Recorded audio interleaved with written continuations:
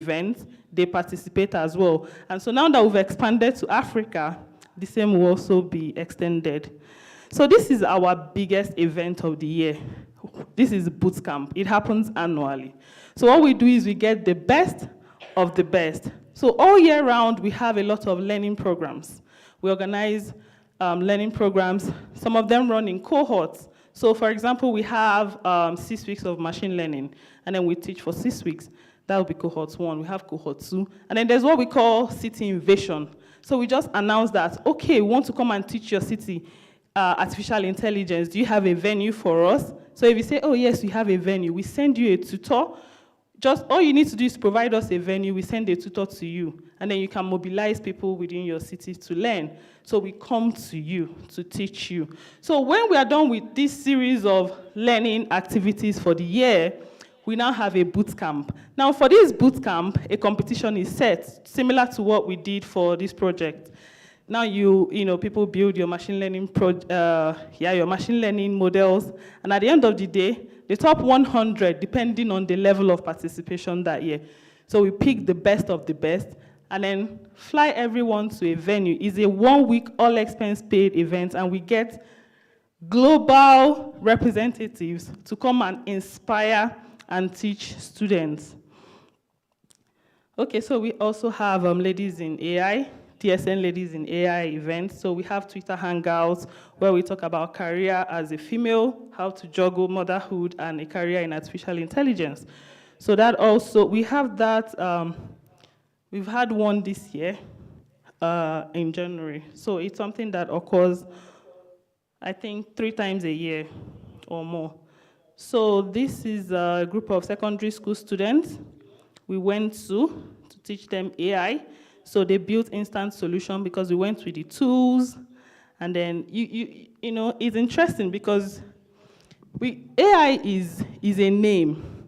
When we get you get to understand that people have this idea, they just don't call it AI. You see that if they're able to conceptualize an idea, and with the help of AI, they can just put it into a solution. These are people that have never handled tabs, but because they knew what problem they were facing in their communities. And they're like, oh, we can do this.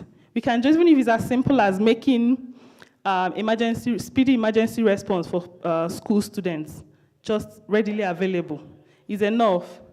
Do you understand? So when you know what's happening in your local community, you know it. You don't need rocket science. You already know it. You just need to be able to put it into an artificial intelligence solution.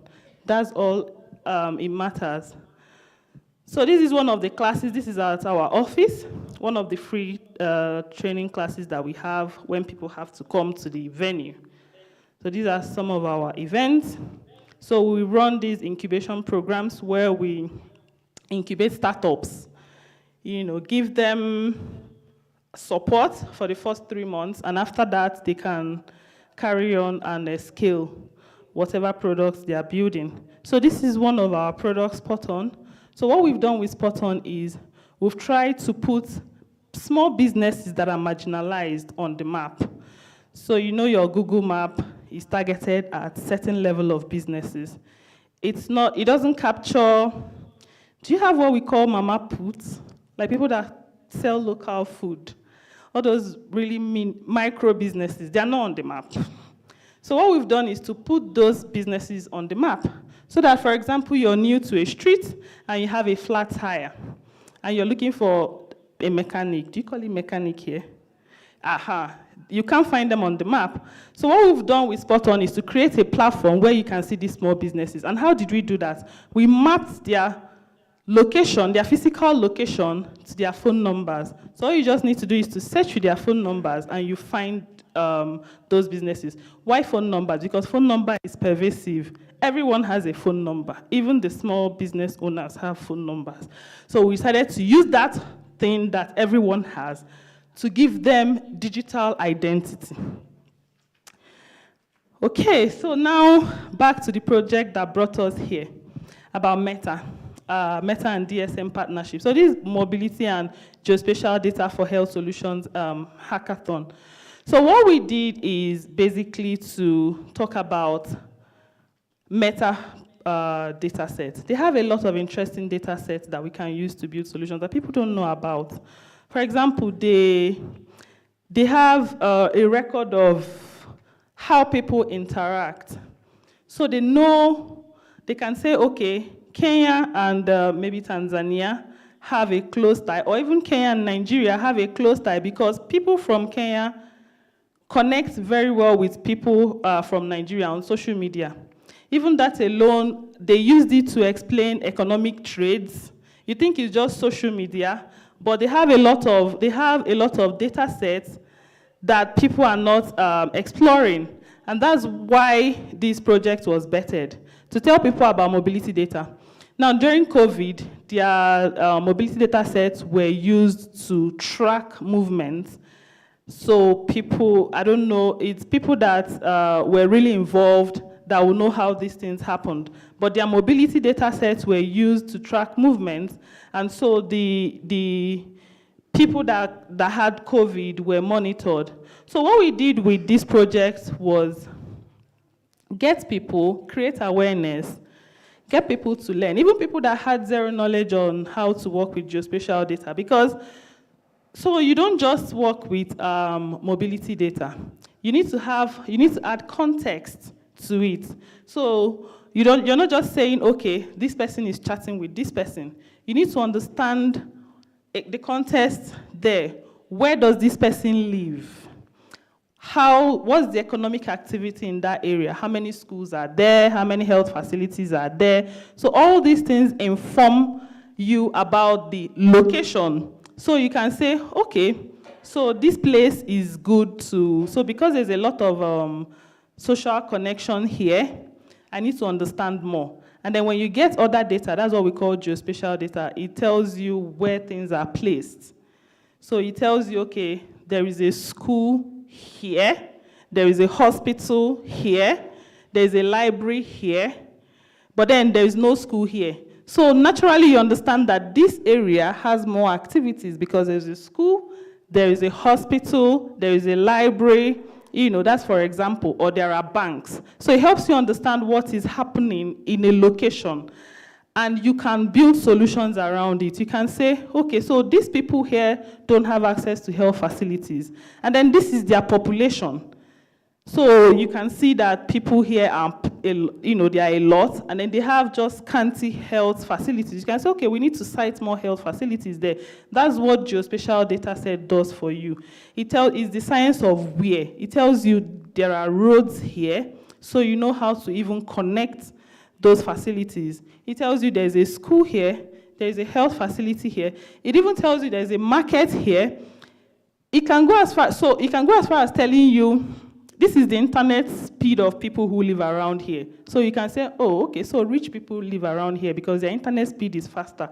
It can tell you that the property sold in this area is expensive. So you can know that, okay, this area is for rich people. So if you want to cite a business, you can say, okay, let me go there because it has all the things I need. It has high economic activities. So that's what geospatial data tells you. You don't need to go on foot and move around the whole place. You just need to sit at the comfort of your house, get all these data sets, and understand it on a map, how things are connected. And then you can use that pattern to build solutions. So for this project, we created awareness. We told people, come and learn. Let's teach you how to work with mobility data, geospatial data for free.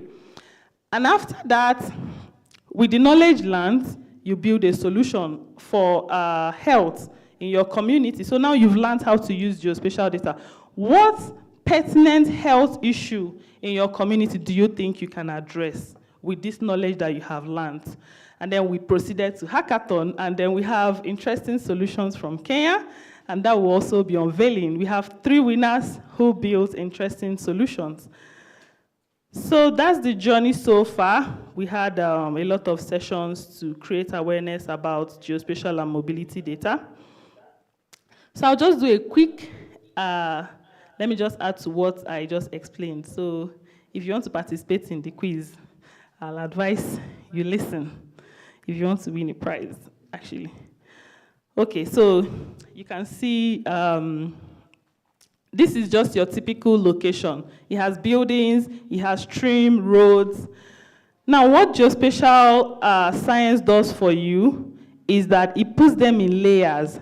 So for all the schools, it becomes a layer. When you put it, you see the points. So you will know which of these buildings are schools. It could color it for you. These are all the schools. For all the churches, for example, so it happens in layers. So you just layer them, and then it shows you where they are on the map. That's the simple way to explain it. So it says GIS, Geographic Information System, is a system that creates, manages, analyzes, and maps all types of data. GIS connects data to a map, integrating location data where things are, with all types of descriptive information. So it's telling you this is where this thing is, there's a road connecting it, there is water, even though you know physically, but when you see it on a map, you are able to build solutions, you are able to connect dots, points, and patterns. So GIS helps users understand patterns, relationships, and geographic context. The benefits include improved communication and efficiency, as well as better management and decision making. So as we move from analog to digital, you no longer need to, so before you go somewhere, you have to start asking, how do I do this? That's exactly what Google Map did. So Google Map was able to place all these things on, but that's why you can know, okay, I'm going from here to here. It takes me 20 minutes. There is traffic and all of that. That's the power of geospatial.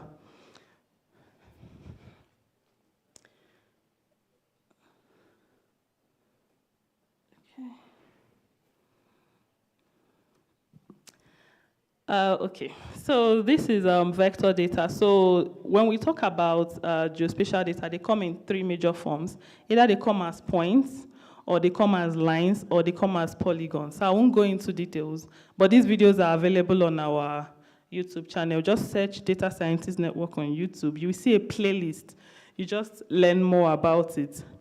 So points are basically, it just puts a dot. It's for mostly for facilities or for buildings. So it just points you, this is, so you can put 3 layers of different facilities. One layer is schools, one layer is churches, for example, one layer is hospitals. So you can decide to color your hospitals red. So on the map, it will be showing red. You can decide to color your schools blue, and you can decide to color your market or your churches pink. So you see the blue colors, you see where they are. You see how there are more schools, but there are fewer health facilities, because you're seeing more colors of schools and you're seeing less of health facilities. So what if there's an emergency in school? They have to travel all the way. You can also see the roads linking it. So you have to travel all the way before you get help for the students. So that's the forms they come in. And then you have polygon. But I won't go into much details because it's quite advanced. So raster data is another type of GIS data. We have vector and raster. They are the 2 major types of data, GIS data set. So I'll just proceed. So I just don't want to bore us. We'll move to prizes announcement. So today, we've given out jotters, and then we'll be giving out AI books from the quiz. So from what I've explained, we'll ask questions. If you get it correctly, we'll give you a prize. So for those that submitted hackathon, we'll be certifying them. We'll be giving them certificate of participation. A lot of people applied that, they want to build solution, and then we waited and waited, and we didn't see them submit. Just some that submitted. And then cash prizes for our winners. That will also be announced today. And so talking about data for good, the metadata for good. So they have 3 major categories of data sets. They have the one they call high resolution settlement data. So they use it to estimate population density. So this is not so clear, but if you look, it's like when you're on a flight. From that height, you can see buildings. They look like dots. Now, where you see where there are more buildings, you will see clusters of buildings. It tells you, okay, more people live here. So how do they estimate population based on that? So it's called satellite imagery. So they take this imagery from high up. So they just see clusters of buildings. So what they do is they make estimate, they train machine learning model to say, okay, in a 30-meter range, there is a likelihood that there are 50 people there. So by the time they cover the whole of Kenya, they can tell you this is the population of Kenya. Because within 30 meters, they can say, okay, this is the population, and then they can sum them and say, and give you an, a near accurate population of that location. That's why even if you don't conduct census, with this technology, you can know the population of a place. So these data sets are available for Meta. So this is the website where you can access all their publicly available data sets. And then we have relative wealth index. So this relative wealth index, they basically use it to make estimate of how rich or how poor people are in an area. So they combine it with their survey data. So they take random surveys, and then they monitor the activities in that area. They look at, so how much internet connection come from this area. Of course, where poor people live or people who are not so rich, you don't expect to see a lot, high internet connection. But where rich people stay, you will see a lot of high internet connection. So they take all these projections, and then they also use a night light. So night lights, at night, where there are more economic activities, there's bound to be light there. So when you compare Nairobi to some other locations, if you go, for example, while I was at the airport, everywhere was well lighted by 3 a.m. But I'm sure if you go to some of our villages, there will even be a single light. So that alone is an indication of how rich an area is. And all this information they get by just having a satellite imagery of a location. So they can say, okay, these people in this area, if there is a need for intervention, they can come here. So they don't need to come to Kenya and ask, oh, all these, so which people are not so rich? Let's have your names. No, they already know all this information. They just know how to target it. So the last type is social connectedness. So this is the one they get from all our activities on their platform, on their Facebook platform. Though they also have controlled data sets, the ones that are much more elaborate.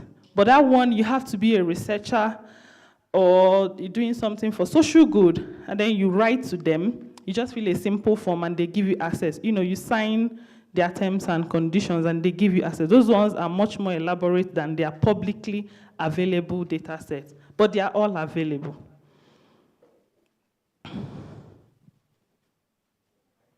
So these are some of the use cases we extracted from our project. So what can we do with mobility data and geospatial data? We can use that to manage waste. So we can find places where there's a lot of waste disposal. And then you can check how many hospitals are close to these areas in case there's an outbreak.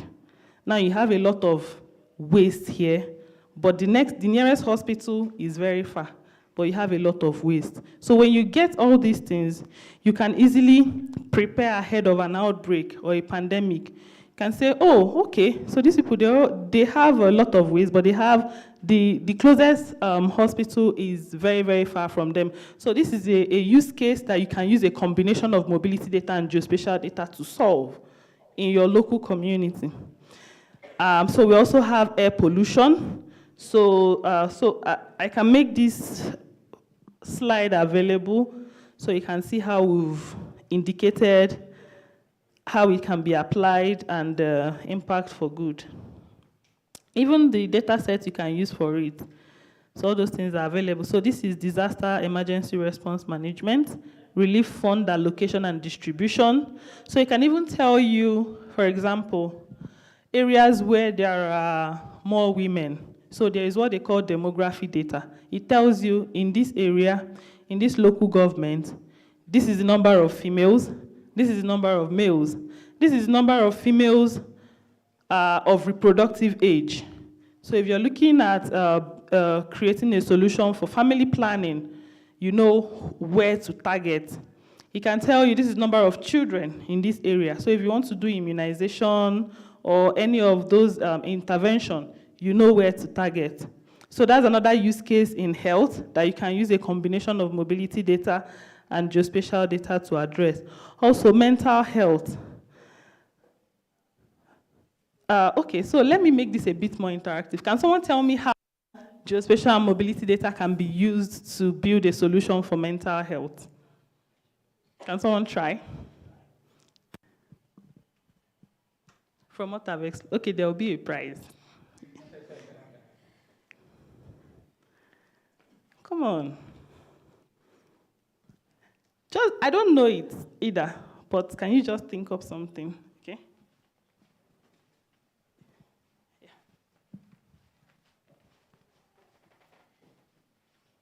So just tell us your name and... Okay, my name is Jan Cecil. So when there is a sparse population in an area, so you either think this guy is alone, so all the problems he has or is going through might be having a mental disorder or like anything. So yeah, that's how mental health can come in.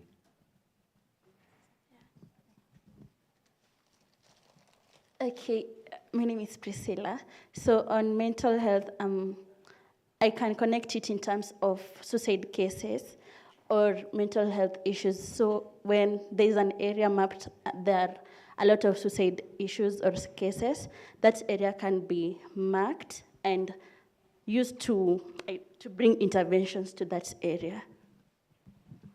Wonderful. So when everybody is not saying so much, I don't know if it's because what I'm saying is interesting or you don't understand it at all. So everywhere is just quiet, so it's hard to say. But from the responses, I believe we get the gist, we get the drill. So for this mental health, so what I can think, you can even think about it in terms of, so what type of drugs do people buy from that area? If people buy a lot of antidepressants, if there is such data, if it's available, and you can say, okay, this is location, this pharmacy, this pharmacy, this pharmacy, the record sales of this particular type of drugs, you know that there's a problem there. Or maybe high alcoholic consumption. So all these things are indicators. So if you can find indicators. So basically, is to ideate. Because before you even get to looking for the data, you need to understand what is happening. It's normal, like it's easy. You just need to sit and analyze, okay, what are the habits of these people? You know, once you ideate, you can now start looking for the data set to address it. But then you need to understand what you want to do. Everything is not data first. You think